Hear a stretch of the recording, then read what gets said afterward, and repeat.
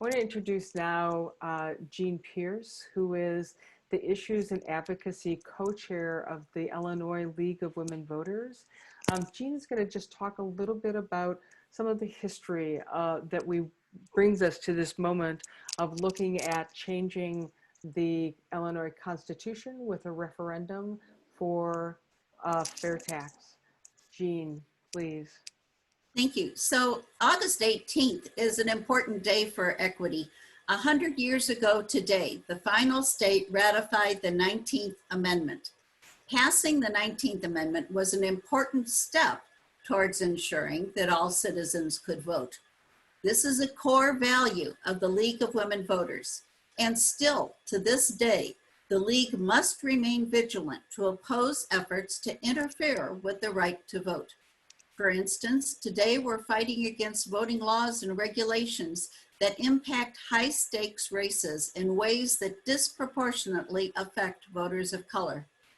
Guided by our values, there is much that remains to be done as we advocate for voting rights, for improving elections, for controlling money in politics, redistricting, and voting by mail.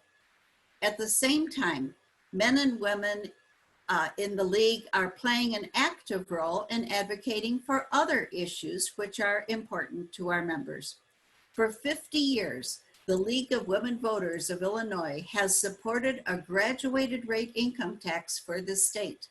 It made sense then, and it makes sense now.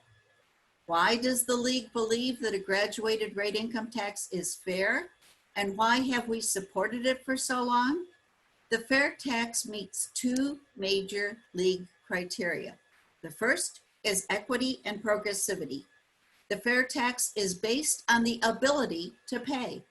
This is not the case with the flat tax.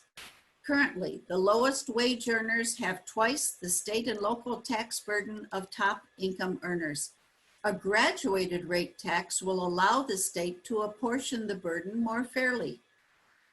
The second criterion is stability and responsiveness.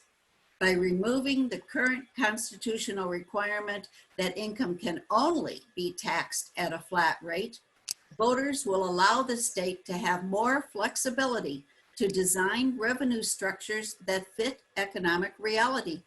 This is important as the huge economic gap between rich and poor continues to grow.